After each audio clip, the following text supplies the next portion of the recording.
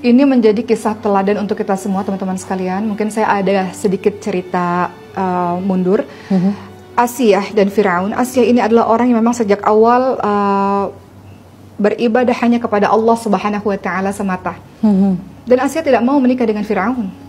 Firaun itu siapa? Orang paling kejam dan menganggap dirinya adalah seorang Tuhan. Dan Firaun bisa membunuh siapapun dengan sangat mudah kalau dia mau. Kita tahu bahwa suatu ketika Firaun bermimpi bahwa kerajaannya akan digulingkan satu hari nanti oleh orang-orang Bani Israel. Di saat itu juga Firaun meminta seluruh bala tentaranya untuk membunuh bayi hidup-hidup. Seperti itu jahatnya Firaun. Bagaimana mungkin seorang Asiyah mau dengan Firaun? Tapi Firaun mengancam Asiyah. Firaun mengancam Asiyah dengan cara orang tuanya Asiyah akan dihukum atau akan dibakar hidup-hidup di depan Siti Asiyah. Makanya Asiyah tidak kuasa untuk menolak pernikahan itu, dikarenakan rasa cinta yang luar biasa kepada orang tuanya. Dengan syarat kalau saya menikah dengan kamu maka orang tua saya dibebaskan. Itu asal muasalnya. Sehingga menikahlah Firaun dengan Asiyah, dan Asiyah bersabar. Kenapa? Itu tadi awal niat Asiyah menikah adalah untuk menjaga keluarganya, ayah ibunya supaya tidak kenapa-napa. Walaupun haknya tidak diberikannya. Tidak salah. Firaun itu sangat mencintai Asiyah. Firaun sangat mencintai Asiyah. Tapi Firaun tidak pernah mendapatkan hatinya Asiyah.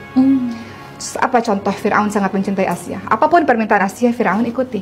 Suatu ketika Asiyah sedang berada dalam pinggiran sungai. Ada keranjang yang berisi bayinya Nabi Musa alaihissalam. Kemudian Asiyah ini meminta kepada Firaun, saya mau mengadopsi anak ini, saya mau menjaga anak ini. Dan Firaun tidak kuasa menolak permintaan Asiyah. Firaun sebetulnya sangat lemah di depan Asiyah, sangat mencintai Asiyah sebetulnya. Maka Firaun mengizinkan Asiyah untuk menjaga bayi Musa alaihissalam. Dan pernikahan itu didasari dengan kesabaran yang luar biasa dari seorang Asiyah. Firaun sangat cinta Asiyah, tapi Firaun kejam pada yang lain-lain. Seperti itu. Sampai akhirnya Nabi Musa semakin besar dan Nabi Musa alaihissalam mengajarkan agama tauhid yang menyembah Allah kepada Siti Asiyah, dan Siti Asiyah mendapatkan cahaya tauhid itu dalam hatinya dan beribadah sampai suatu ketika akhirnya ketahuan oleh Firaun dan akhirnya dibunuh.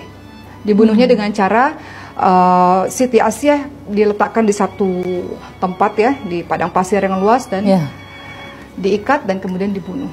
Dan mendapatkan syurga atas kesabaran yang sangat luar biasa. Jadi hikmah apa yang bisa kita ambil dari kisah Asiyah dalam menghadapi suaminya Firaun?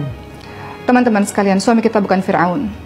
Insya Allah dengan kesabaran yang teman-teman lakukan, insya Allah dengan doa di sepertiga malam yang teman-teman terus ucapkan dengan cucuran air mata itu, dengan teman-teman terus memperbaiki ibadah teman-teman, kata ulama, perbaiki hubunganmu dengan Allah, maka Allah perbaiki hubunganmu dengan sesama manusia. Bukan tidak mungkin suami kita itu bisa mendapatkan hidayah, suami kita itu bisa berubah, bukan tidak mungkin. Buah kesabaran dari seorang istri yang salihah, banyak cerita itu teman-teman sekalian.